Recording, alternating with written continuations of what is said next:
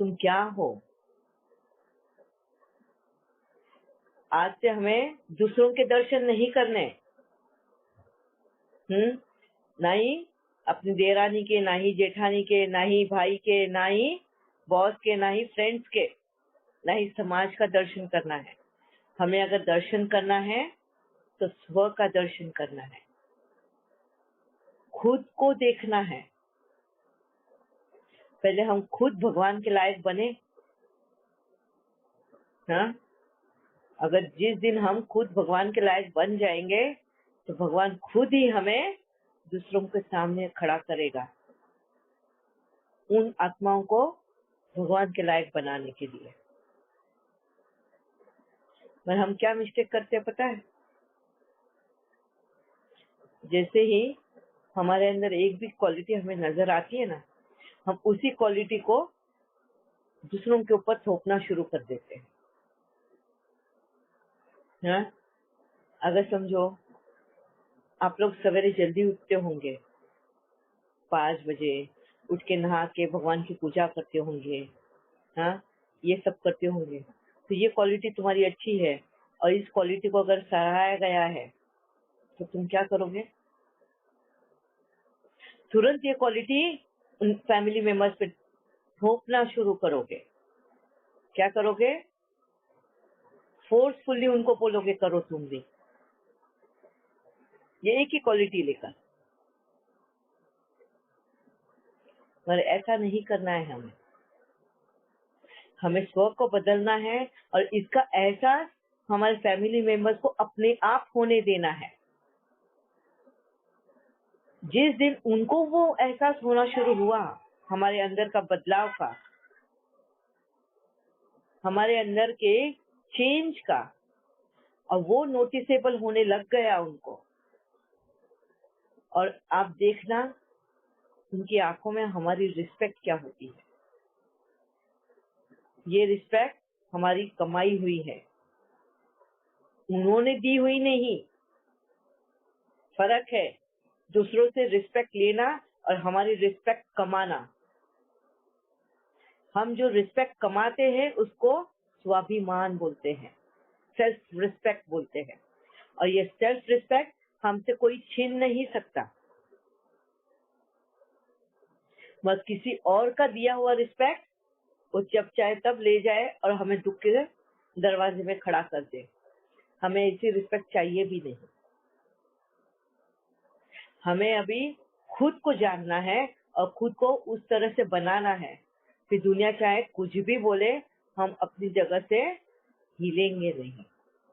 आज मुझे दुनिया कुछ भी बोले, हाँ, वो उनके मुताबिक बोल रहे हैं। उनके अंदर जो है विकार, उस विकारी दृष्टि से वो देखेंगे मुझे और उसी हिसाब से मुझे टैगलाइन देंगे। मगर आज मुझे परमात्मा ने आत्मदर्शन करा के मेरे अंदर की सारी कमियों को, सारी, हाँ, कमजोरियों को निकाल बाहर फेंका है और मुझे इतना मजबूत आत्मा बना दिया है। और अब मुझे मेरी पहचान मिल चुकी है, और जब मुझे मेरी पहचान मिल गई है तो अब मुझे कोई झूठा बोल दे, कोई बेवफा बोल दे, कोई कुछ भी बोल दे, मुझे फर्क नहीं पड़ता। क्यों? क्योंकि आज मुझे पता है मैं कौन हूँ, है ना? ये इतना आत्मबल तुम्हारे में आना चाहिए, ये आत्मविश्वास तुम्हारे में आना चाहिए, और ये तभी आएगा जब तुम्हारे अंदर ये मॉरल वैल्यूज इमेज बन जाएगी तुम्हारी। और आप ये कर कर देखना। हमारे यहाँ पे ये सेशंस के आप लोग ज्वाइन होने से पहले ही हमारे सेशंस चल रहे थे। इसमें से एक हमारी रजत बहन है जिन्होंने सेशन के साथ साथ ही ये इम्प्लीमेंट करना शुरू कर दिया था, और उसका रिजल्ट भी बहुत अच्छा आया है। उन्होंने शेयर भी किया, और मैं चाहती हूँ आज उन वैल्यूज की एक वैल्यू आप शेयर करो जो आप में कमी थी और आपने उन कमी को हटाया। रजत बहन, आप कर पाओ? सच्चाई के रास्ते पे चलने वाला।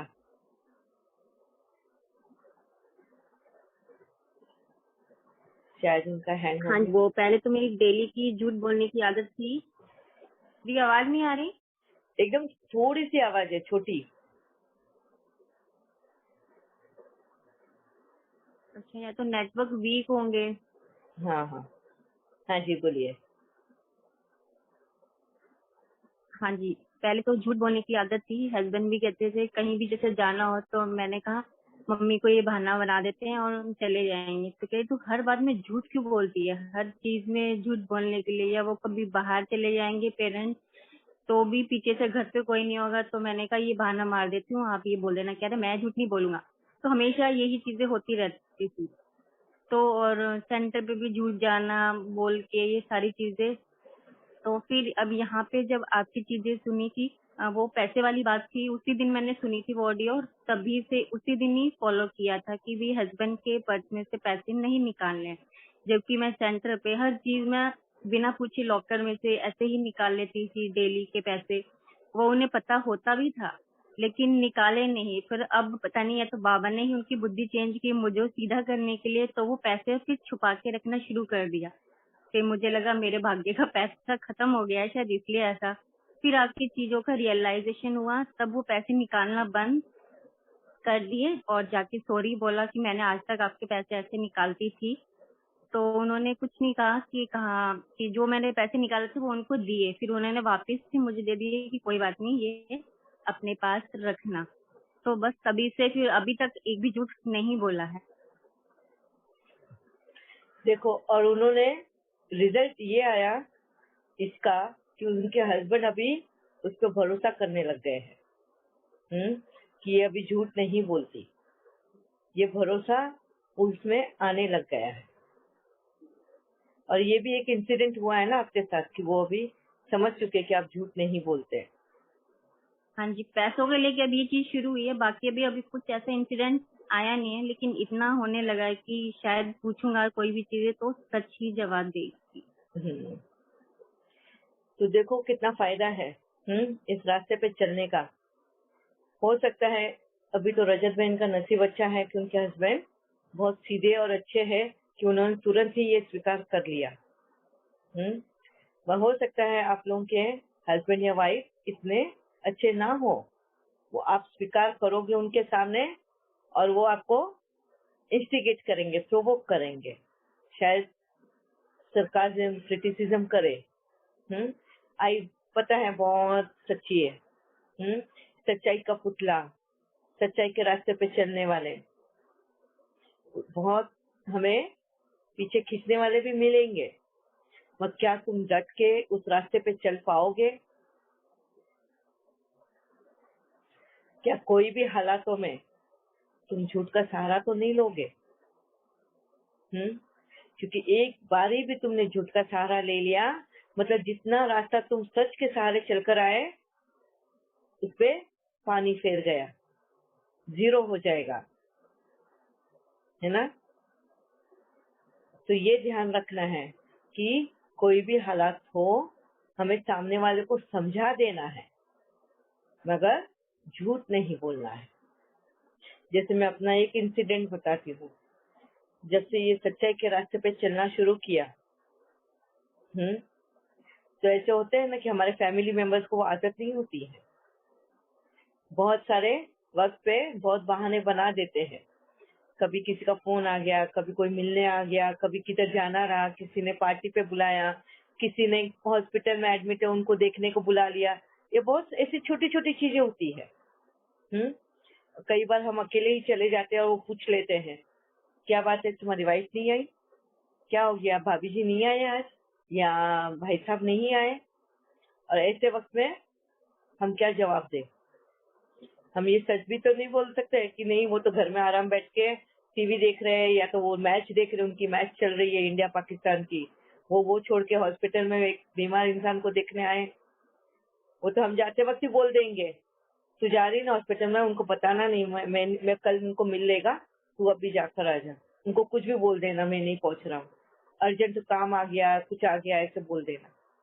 सोचो, अब तुम सच्चाई के रास्ते चल रहे हो और तुम्हारे हस्बैंड ने हुक्म दे दिया है तुम्हें, और इस भरोसे पे कि तुम उसका नाम खराब नहीं करोगे। तो क्या करोगे ऐसे मौकों पे? क्या तुम अपनी सच्चाई को दांव पे लगा दोगे या अपने रिश्ते के दांव पे लगाओगे? क्या दांव पे लगाओगे?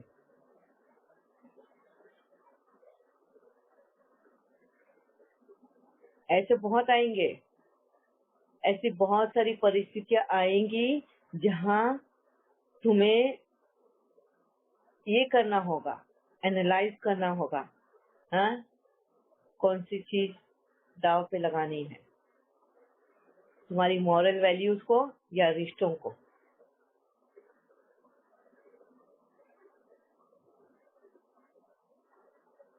यस सोनिया बेन। ओम शांति दीदी। ओम शांति। पूछना था, जैसे अभी रजत बहन ने बोला, जैसे आपकी फैमिली आवाज में थोड़ी तो बड़ी करना।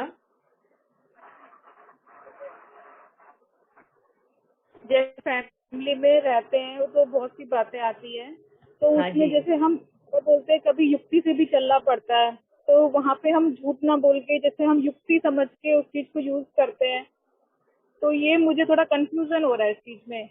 जैसे हाँ, हम अभी यहाँ पे वही उसी का डिस्कशन है कि यहाँ पे हाँ अभी रिश्ता दाव पे लगेगा या तुम्हारी सच्चाई दाव पे लगेगी। अभी यहाँ पे युक्ति क्या यूज करोगे, ठीक है दीदी। है ना? अभी जैसे तुम्हारी माँ हॉस्पिटल में एडमिट है, तुम हॉस्पिटल में जा रहे हो मिलने के लिए और उसी दिन क्रिकेट मैच चल रही है इंडिया पाकिस्तान की। तुम्हारे हस्बैंड आना नहीं चाहते हैं उस वक्त वो मैच छोड़ के देखने के लिए अपनी सास को हॉस्पिटल में, ठीक है? अब आप तो पहुंच गए वहां पे। अभी 100% तुम्हारे भाई है, तुम्हारे डैडी है, तुम्हारी मम्मी है, पूछेंगे ही, क्योंकि उनको एक्सपेक्टेड है उनकी जवाई आएंगे उनको देखने के लिए ऐसे हालात में, और उन्होंने पूछ लिया, आप क्या करोगे? अभी आपको तो सच्चाई के रास्ते पे ही चलना है। यही तो कंफ्यूजन था मुझे, जब आपने दूसरा एग्जांपल बताया है ना, तब यहाँ तो मुझे कंफ्यूजन आया। अभी यहाँ पे युक्ति अगर लगाओगे तो क्या युक्ति लगाओगे, है किसी को आइडिया? हाँ दीदी, ये कह सकते हैं ना कि आना चाहते थे, परंतु जैसे तो बहुत बार सिचुएशन आती है फैमिली में, बहुत बार आती है। तो यही बोला, झूठ भी नहीं बोलते हैं, तो कह देते हैं कि भी उनको मैच बहुत पसंद था, आना चाहते थे, कल आ जाएंगे, मैं आज आ गई हूँ। कुछ ऐसे ही बोलते हैं दीदी। हाँ, ये तो हो गया, हम रीजन दे रहे हैं, है ना? हाँ जी। उनकी झूठ को हम छुपा रहे हैं, मतलब उनको हम और बढ़ावा दे रहे हैं। देखो, हम अगर सच्चाई के रास्ते पे चल रहे हैं तो हमारे पीछे पीछे सभी सच्चाई के रास्ते पे चले, ये भी हमें देखना है। हम अगर उनके झूठ को बढ़ावा देंगे, उनकी इसको छुपा के, तो कहीं ना कहीं हम भी उसकी शेयरिंग में आ जाते हैं।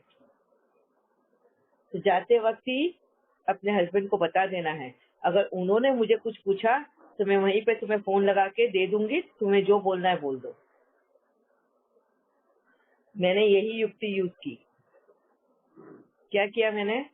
ठीक है, मैं तो जा रही हूँ, तुम्हें नहीं आना है नहीं आए, तुम अपनी मैच देखो, मैं तुम्हें फोर्स नहीं करती, पर अगर वो लोगों ने मुझे कुछ पूछा तो मैं तुम्हें फोन लगा के, मैं उन लोगों को फोन लगा के दे दूंगी, तुम्हें जो बोलना हो तुम बता देना। उनको लगा था मैं शायद ऐसा नहीं करूंगी, और मैं जब गई मैंने वही किया। तो मेरा भाई फोन लगा रहा था अपने जीजाजी को पूछने के लिए। मैंने बोला तू ही पूछ ले, तो फोन में बोला नहीं नहीं रुक, तेरे फोन से नहीं मेरे फोन से लगा। क्यों किया मैंने ऐसे? क्योंकि मुझे ये पता था अगर वो फोन करेगा तो उसका फोन शायद वो उठाएंगे नहीं, नाम देख के उस वक्त वो कुछ बोलेंगे तो फिर मुझे जवाब देना पड़ेगा यहाँ पे, और मुझे जवाब नहीं देना था। और यही वजह था कि मैंने अपने ही फोन से उनको फोन लगा दिया, और मेरा फोन है तो वो 100% उठाएंगे। और उन्होंने फोन उठाया और डायरेक्टली मेरे भाई ने ही बात कर दी। इससे क्या हुआ, उनका भी झूठ बोलने का कम हो गया।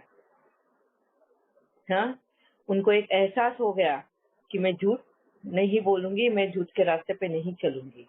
ये एक उनको अनुमान अभी हो गया कि नेक्स्ट टाइम पे वो मेरे से वो आशा रखे नहीं, वो अपेक्षा रखे नहीं कि मैं उनको कवरिंग करूंगी,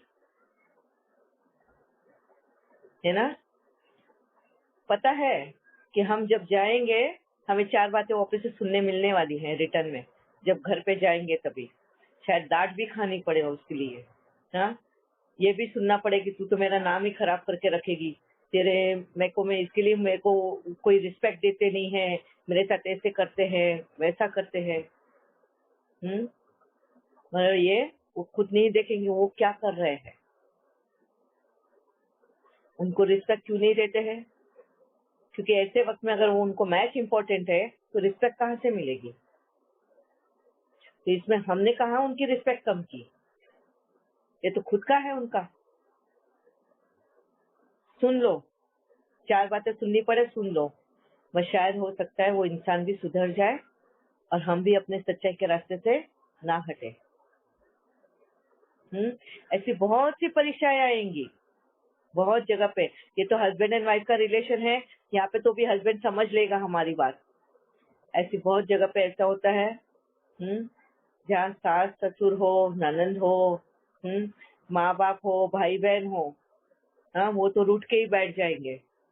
शायद हो सकता है साल भर तुमसे बात भी ना करें, तुम्हारे इस सच से वाकिफ हो जाएंगे। वो तो तुम्हारी इस सच्चाई की जो है ना, उससे जिस दिन वो वाकिफ हो जाएंगे शायद तुम्हारे इनिशियल रिश्तों में थोड़ा दूरियां आएंगी। वो लोग बात भले ही ना करें, मगर अब तुम्हारा रोल क्या रहेगा यहाँ पर, तुम्हारा रोल होगा उनको मनाना, है ना। जब तुम उनको मनाओगे, तुम उनको सच्चाई का रास्ते का इम्पोर्टेंस बताओगे, उनको उसकी वैल्यू सिखाओगे। वो बोल भी देंगे तेरा भाषण तेरे पास ही रख, मुझे नहीं सुनना है, पता है तू बहुत सत्यवादी है, तू चल उस रास्ते पे, हमें मत सिखा चलाने को। बहुत कुछ सुनने मिलेगा, मगर फिर भी हमारे अंदर की उनके प्रति जो प्यार है वो कम नहीं होना चाहिए। वो भले ही रिश्ते को थोड़ा दूर रखे, हम उस रिश्ते को आगे बढ़ाना है। हमारे अंदर झुकाव आना जरूरी है, तभी हमारे अंदर का अहंकार जाएगा। झूठ के साथ क्या आता है, अहंकार आता है। अब हम सच्चाई के रास्ते पे चल रहे तो हमारे अंदर क्या आएगा, प्यार आएगा, स्नेह आएगा। दोनों में फर्क है उस रास्ते पे चलने का, है ना। झूठ के रास्ते पे अहंकार एंड क्रोध दिखाई देगा और सच्चाई के रास्ते पे प्यार और शांति दिखाई देगी। कल को तुम्हें शांति से तुम बैठोगे क्योंकि तुमने अप्रोच किया है पहले सामने वाली आत्मा के साथ।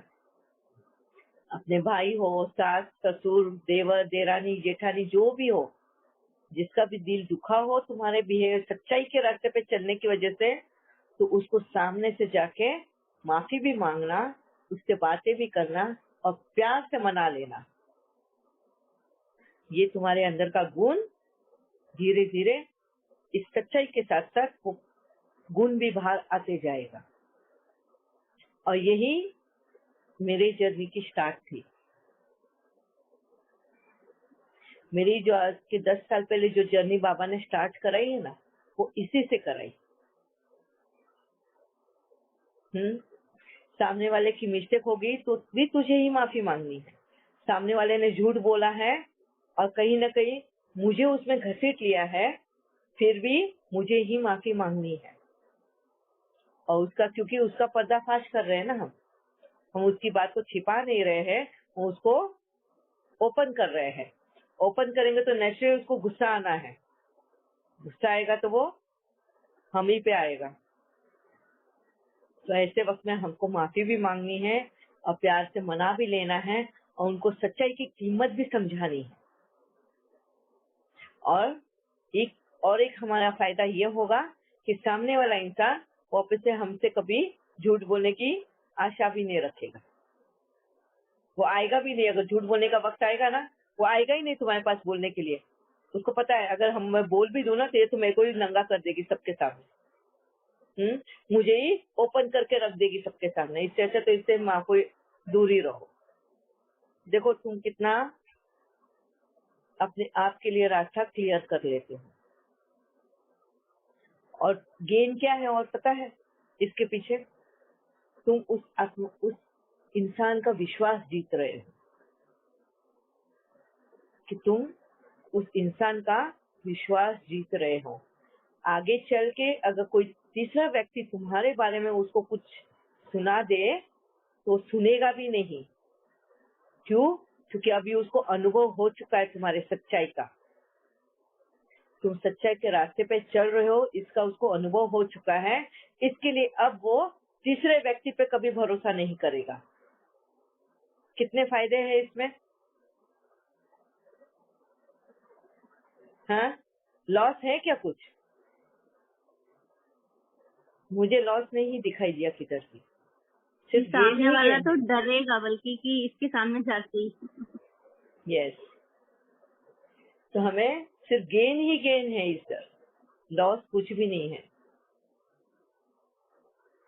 हमने हमारे अंदर गुणों को भी लेकर आ गए। इसके साथ साथ अगर मॉरल वैल्यूज के साथ चलते हैं तो सारे गुण भी उसके पीछे पीछे चले आते हैं।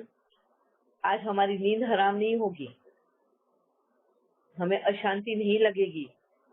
हम या कोई उस इंसान के सामने खड़े हो जाएंगे तो हमें आंखें झुकानी नहीं पड़ेगी, क्योंकि झूठ का सहारा कहीं लिया नहीं है हमने। उस इंसान के साथ बेवफाई नहीं की, झूठ नहीं बोला, ईमानदार रहे रिश्ते में, उसको भी सही रास्ता दिखाने में। तो हमारी आंखें कभी झुकेगी नहीं, हमारा सिर कभी शर्म की वजह से नीचे नहीं जाएगा, है ना। फॉर टाइम बिंग भले ही उसको लगेगा कि लॉस है, मगर फॉर लॉन्ग टर्म के हिसाब से गेन ही गेन है। और प्यार, अनकंडीशनल प्यार हमारे अंदर आएगा, जगेगा। उसके साथ शांति आएगी। शांति के साथ साथ उस रिलेशन में सुख हमें नजर आएगा ना, क्योंकि कहीं ना कहीं हमें ऐसा लगेगा कि हम उनको सही रास्ता दिखा रहे हैं। हम पहले चल रहे हैं और हमारे साथ साथ हम हमारे पीछे उनको भी चला रहे हैं, है ना। तो वो सुख की अनुभूति भी होगी, साथ साथ शक्तियों की भी अनुभूति होगी कि तुम्हारे अंदर कितनी सहन करने की शक्ति आ चुकी है। क्योंकि सामने वाला तो बहुत गालियां देगा हमको हर चीज के लिए निमित्त बना देगा, उसके हर लॉस के लिए हमें जिम्मेवार ठहराएगा, है ना। क्योंकि वो बोलेगा तूने ये तेरे सत्यवादी का जो चोला पहन के रखा है ना, देख मेरे को कितना लॉस कर रही है तू, देख मेरे को कितना बदनाम कर रहे है तुम। ये सारे हमको ताने सहन करने हैं। तो हमारे अंदर देखो कितनी सहनशीलता बढ़ेगी, कि हमें पता है ये सारा जो है ऊपरी कचरा है जो हमारे ऊपर वो फेंक रहे हैं, वो हमें बस उठाना और फेंक देना है, दूर कर देना है। क्योंकि अंदर का इंसान वो बहुत अच्छा है ना। जिस तरह से हम भी अंदर से बहुत अच्छे थे, बाबा ने कैसा कुरेद कुरेद के हमारे अंदर की अच्छाई को बाहर निकाला है। तो जब वो कुरेद रहा था तो वो जो गंदगी थी वो हम बाबा पे फेंक रहे थे ना, तो बाबा ने क्या किया? बाबा यानी हमारा परमात्मा। जब सामने से गालियां मिलती है तो हम क्या करते हैं? हम परमात्मा को बोलते देख परमात्मा तेरे रास्ते चल रहे, देखो हमको क्या क्या सुनना पड़ता है, देखो कितनी कठिनाइयां सहन करनी पड़ती है। तो ये हमारे अंदर का जो कचरा है हम परमात्मा पे फेंक रहे हैं। तो हमको उठा के परमात्मा क्या करता है? हमें उठा के बाहर फेंकता है? नहीं, वो हमारी इस कचरे को दूर फेंक देता है और प्यार से सहला के बोलता है ठीक है, तेरे को तकलीफ हुई ना, कोई बात नहीं, मैं तेरे साथ हूँ, मैं तुझे प्यार करता हूँ ना, तू मेरी उंगली पकड़ कर चल। सेम ऐसा ही हमें उन सभी के साथ करना है, हमें उतना ही उनको प्यार देना, वो उतना ही हमारे पे कचरा फेंकेंगे, हमें हर चीज के लिए जिम्मेवार ठहराएंगे, है ना। वो सारा पोटला कचरा उठाने का, फेंक देने का, हमारे अंदर भीतर नहीं बिठाने का। भीतर बिठाएंगे तो फिर से उनकी नेगेटिविटी हम अपने अंदर ले लेंगे। हाँ, हमारे अंदर नहीं बिठाना है, क्योंकि हमें पता है कि सामने वाला इंसान सिर्फ कचरा फेंक रहा है, तो हमें भी वो कचरे को फेंक देना है और वो प्योर इंसान को देखना है सामने, उस साफ सुथरे इंसान को। तो यहाँ पे हमारी सहन शक्ति, हाँ, हमारी धीरजता की शक्ति और मेन शक्ति जो है वो है एक्सेप्टेंस की शक्ति। एक्सेप्टेंस यानी स्वीकारने की शक्ति। ये सारी शक्तियां हमारी ताकत बन जाती है इन परिस्थितियों को झेलने के लिए, इन परिस्थितियों को फेस करने के लिए। ये रास्ते पे चलना है, इस पे प्राप्ति ही प्राप्ति है, लॉस कुछ भी नहीं है, मगर ये रास्ते पे चलना आसान भी नहीं है। बोलते हैं ना, अगर तुम्हें सक्सेस चाहिए है तो कठिनाइयों से लड़ना सीखो। कोई भी चीज अगर आराम से मिलती है तो बहुत जल्दी छीन भी जाती है। मेहनत से अगर जो चीज मिलती है तो वो हमेशा के लिए तुम्हारे पास रहती है। तो ये तुम्हारी मेहनत की कमाई होगी और ये मेहनत की कमाई बहुत ही मीठी होगी।